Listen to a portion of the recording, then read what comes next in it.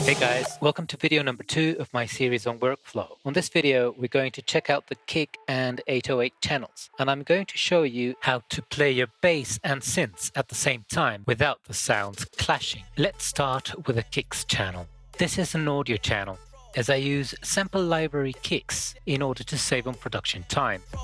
These days, there's great libraries out there with excellently produced samples, so I don't really do much on the kick, apart from EQing to remove any low end that may clash with or mud up the 808. I also have Native Instruments Transient Master, which I only use if I need to make headroom at the mixing stage and the kick is at fault. Now on to the 808. On the 808's channel, we have an 808 sample already loaded into an instance of Simpler.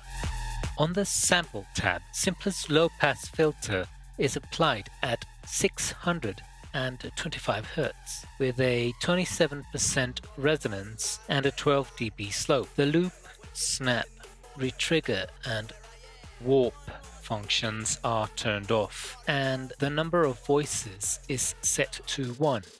On the Controls tab, I have only modified the transpose function to tune the sample up 18 semitones. Here's where the word tuned in tuned 808 comes to play. When you load a sample into Simpler, it automatically gets assigned to the note C3, regardless of the sample's pitch. To demonstrate this, I'll set the transpose value back to 0, and with the help of a plugin called Span by Roshengo, we'll find out the sample's original pitch. I will also use the application MIDI Mock to graphically show you the note I'm playing. This arrow here marks the C3 note on a MIDI keyboard. When I play C3, you will see the key light up. Okay, so I had to move things around, as you can see, so we could view both Span and MIDI Mock at the same time. Right, so now I'm going to play the key C3, and I'll hold the note. Now we can see that this sample is in F#1.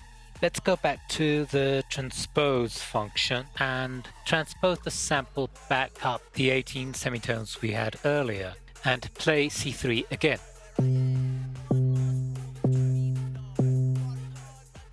By pitching the sample up 18 semitones, we have transposed it to C3, tuning it to correspond to the value of the keys on the keyboard. So now, if I play B2, I get B2.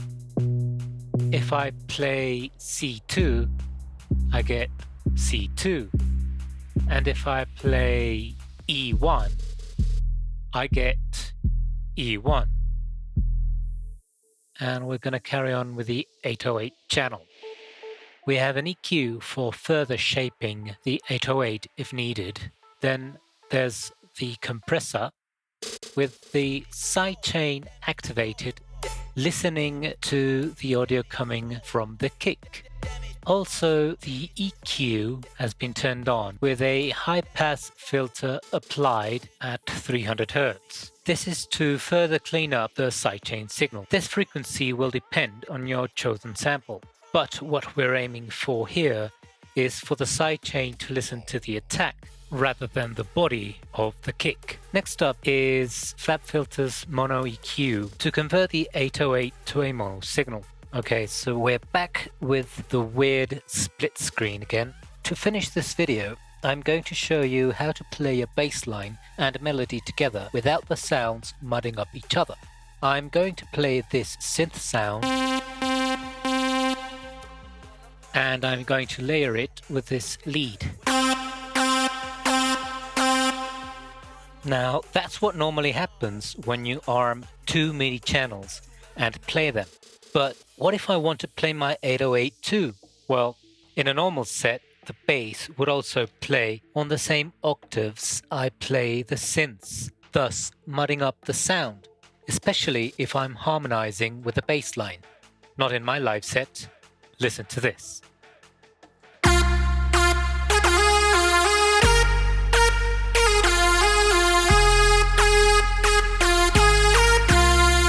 The way I did this was by grouping the plugins and creating an instrument rack. Once you've done that, you go to the chain view icon, click on it, and you can see a series of different controls.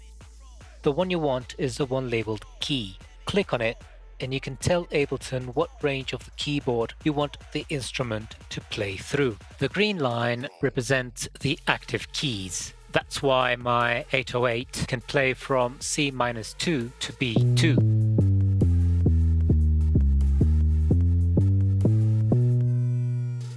If I go any further, the synths kick in.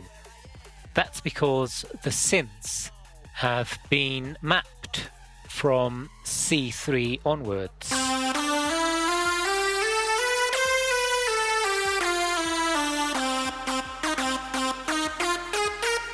And on that note, that concludes the second video of the series. On the next video, we will start building a template like the one I have. Thanks for watching, listening, liking, and subscribing.